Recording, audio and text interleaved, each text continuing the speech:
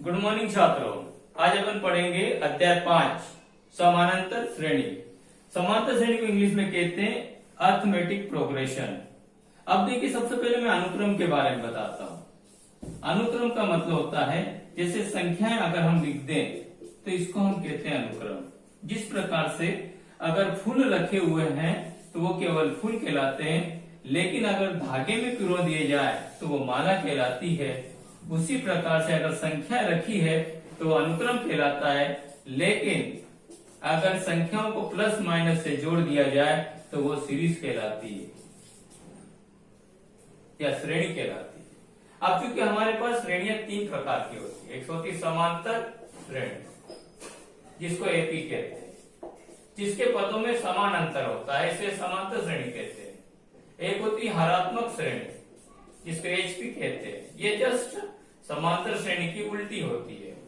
तीसरी होती है गुणोत्तर श्रेणी, और गुणोत्तर श्रेणी को इंग्लिश में कहते हैं ज्योमेट्रिक प्रोग्रेशन। चूंकि आपको कोर्स में केवल समांतर श्रेणी है, इसलिए हम समांतर श्रेणी पढ़ेंगे।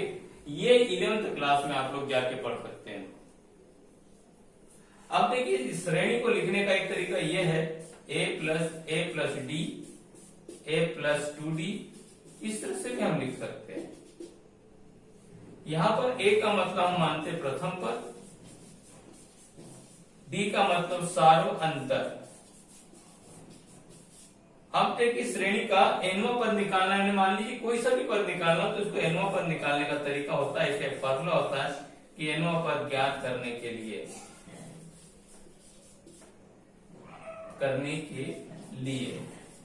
इसके लिए हम क्या करते हैं, सूत्र बनता है इसके लिए tn is equal to a plus n minus 1 into D. चूंकि यहां पर n का मतलब होता है पदों की संख्या,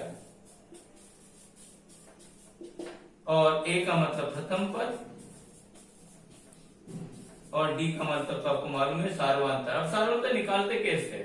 सेकंड पद में से फर्स्ट पद को माइनस कर देते हैं। नोट कर लीजिए, फिर मैं बताता हूं आपको आगे इसके। अब देखिए, एक उदाहरण लेते हैं अपन। 5, 12, 19 प्लस डेढ़ का 25वां पद ज्ञात करना है। प्रश्न ऐसा आता है कि 25वां पद ज्ञात कीजिए। तो देखिए, हम क्या करेंगे, सबसे पहले सूत्र लगाएंगे tn is equal to a plus n minus 1 into D. यहां पर a जो है इसको माना जाता है, a इज इक्वल टू 5 हो जाएगा। d निकालना पड़ता है, तो d निकालने के लिए सेकंड पद में से फर्स्ट पद को माइनस किया जाता है, t2 माइनस t1 किया जाता है, तो 12 माइनस 5 कर देंगे यानी 7 आ जाएगा। और ये जो है ये n का मान माना जाता है, n इज इक्वल टू 25। अब इस सूत्र के अंदर मान रखेंगे तो t25 is equal to a की जगह 5 रखेंगे, n की जगह 25 माइनस 1, d की जगह 7 रख देंगे। तो 5 प्लस 25 में से 1 जाएगा तो 24 बचेगा इंटू 7। 5 प्लस 24 गुनी 7 यानी देखिए 7 चौक 28, 7 दूनी 14 और 2 16। अब इसको इसमें जोड़ देंगे तो जो आएगा वो आपका 25वां पद आ जाएगा, यानी श्रेणी का 25वां पद जो है 173 निकलेगा। तो इस प्रकार से हम किसी भी श्रेणी का 25वां पद, 10वां पद जो भी कहेंगे वो निकाल सकते हैं। इसी को हम समांतर श्रेणी कहते हैं। और इसका ये जो सूत्र होता है ये मेन सूत्र होता है, मुख्य सूत्र ये है।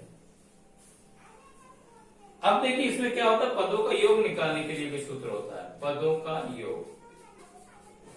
पदों का योग मान लीजिए जैसे श्रेणी दी है, इसका पदों का 25 पदों का योग निकालना है। जैसे मान लीजिए सवाल दिया कि 5 प्लस 12 प्लस 19 प्लस डेढ़ 25 पदों का योग। तो इसके लिए क्या करेंगे, सूत्र लगता है Sn बराबर n by 2 2a plus n minus 1 into D. ये फार्मूला लगाएंगे। तो इसमें क्या होता है, वही का वही कंडीशन रखेंगे कि a इज इक्वल टू तो हमारे पास 5 है, n इज इक्वल टू 25 है, और d की वैल्यू निकालने के लिए वही t2 माइनस t1 रखेंगे, यानी 12 माइनस 5 हो जाएगा। तो इस प्रकार से 7 आ जाएगा। अब इस सूत्र के अंदर मान रखेंगे तो 25 पदों का योग हमको प्राप्त हो जाएगा। तो इस प्रकार से हम किसी भी श्रेणी का nवां पद भी निकाल सकते हैं और पदों का योग भी निकाल सकते हैं, पदों का योग। तो नोट कर लीजिए, फिर मैं बताता हूं आपको।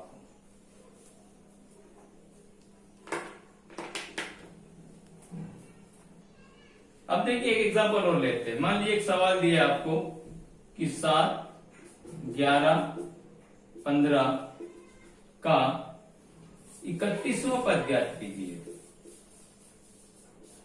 अब 31वां पद ज्ञात करने के लिए हम क्या करते हैं, a की जगह तो 7 रखेंगे, d की वैल्यू निकालनी, 11 में से 7 चली जाएगी तो 4 आ जाएगा, और n की वैल्यू हमारे पास 31 हो जाएगी।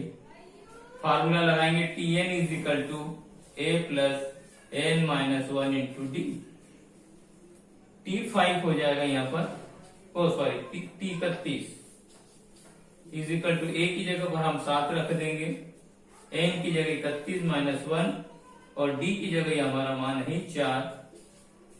तो t31 is equal to 7 plus 30 into 4, 7 plus इसका भी आप गुणा करेंगे तो 120 हो जाएगा, ये को जोड़ देंगे तो 127, t31। इस प्रकार से हम उसका 31वां पद ज्ञात कर सकते हैं। अब मान लीजिए किसका कहा कि 31 पदों का योग ज्ञात कीजिए, 31 पदों का योग ज्ञात कीजिए इसी सवाल के अंदर। तो योग ज्ञात करने के लिए क्या करेंगे, Sn is equal to n/2 2a plus n minus 1 into D वाला फार्मूला लगाएंगे, और इसके अंदर फिर S31 हो जाएगा, ये n की जगह 31 रख देंगे, टू a की जगह फिर वही का वही हमारा जो वैल्यू पहले रखी थी 7, 31 माइनस 1, d की जगह फिर वही रख देंगे हम 4। अब देखिए 31 क्या फॉर्म में 2, ये 14 हो जाएगा, ये 30 इंटू 4, 31/2, 14 प्लस 120, यानी अगर हम इसको जोड़ दें तो इसके अंदर जुड़ेगा 134 हो जाएगा, ये 2 से काट देंगे इसको 6, 7 बार, जब इसका गुणा करेंगे तो आपका 31वें पदों का योग आ जाता है। तो योग ज्ञात करने का तरीका ये भी है और nवां पद ज्ञात करने का तरीका ये है। अब देखिए जब अंतिम पद और प्रथम पद दिया हो, जब प्रथम पद एवं अंतिम पद दिया हो,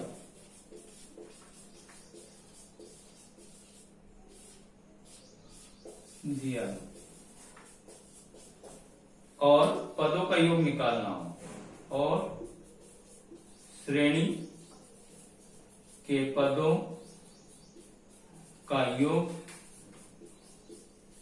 ज्ञात करना हो,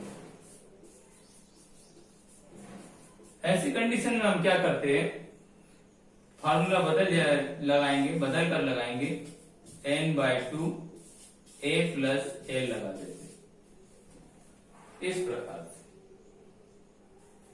मान लीजिए आपको एक सवाल दिया है कि 4 और 40 के बीच 10 पदों का योग ज्ञात कीजिए। ये प्रश्न है, प्रश्न।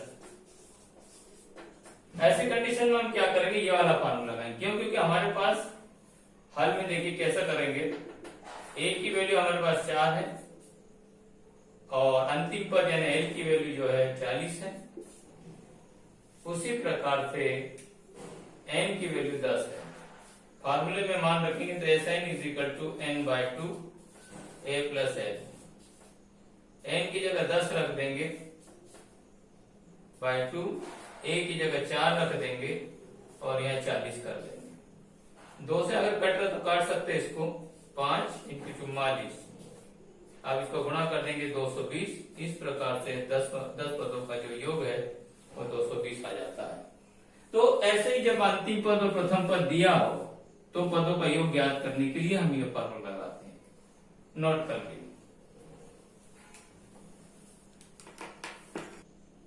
अब देखिए इस प्रकार के प्रश्न भी आते हैं। प्रश्न आता है कि 31वां पद किसी समांतर श्रेणी का, ऐसा लिख देते हैं।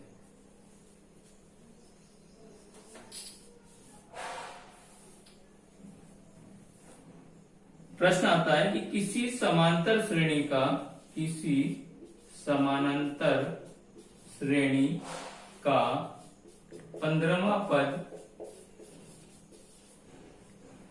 75 है यानी 75 है, तथा 25वां पद 125 है। तो 31वां पद ज्ञात कीजिए। इस प्रकार का प्रश्न आता है। ऐसी कंडीशन में क्या करते हैं, किस तरह से हल करेंगे देखिए। चूंकि 31वां पद दिए, सबसे पहले लिखते हैं दिया है 15वां पद। 15वां पद 75 है और 25वां पद 125 है। ज्ञात करना है 31वां पद। हल देखिए, इसमें क्या करेंगे, 15वां पद है, इसका मतलब a + 14d लेंगे, इसको एक कम कर देते हैं उसमें से, यह क्या 25 है, मतलब a + 24 ले लेंगे, वो आ जाएगा 125। और इसको समीकरण नंबर 1 और समीकरण नंबर 2 देंगे। अब समीकरण 1 में से 2 को घटाएंगे, तो a + 14d, a + 24d as it is लिख लेंगे। साइन चेंज करेंगे क्योंकि माइनस करना है इसको, तो इससे कट जाएगा, इसमें से माइनस होगा क्योंकि ये प्लस है ये माइनस का है, तो माइनस का 10d बचेगा। इसमें से ये माइनस होगा, -50 हो जाएगा, तो d की वैल्यू निकल जाएगी 5। अब उसी तरह से a की वैल्यू निकालेंगे, तो इक्वेशन 1 में इसको रख देंगे, तो a + 14d = 75 है। d की जगह पर यहां रखेंगे 5, तो यह 70 हो जाएगा, 70 जाएगा तो 10 में माइनस हो जाएगा, तो 5 बचेगा, यानी a की वैल्यू भी 5 आएगी, d की वैल्यू भी आएगी। अब 31वां पद ज्ञात करना है, तो 31वां पद निकालने के लिए देखिए T31 बनेगा a + 30d, तो a की जगह 5 रखेंगे और d की जगह भी 5 रखेंगे। इस प्रकार से 155 जो है हमारे 31वां पद आ जाता है। तो इस प्रकार का प्रश्न भी आता है जो बहुत परीक्षा की दृष्टि से महत्वपूर्ण है, नोट कर लो।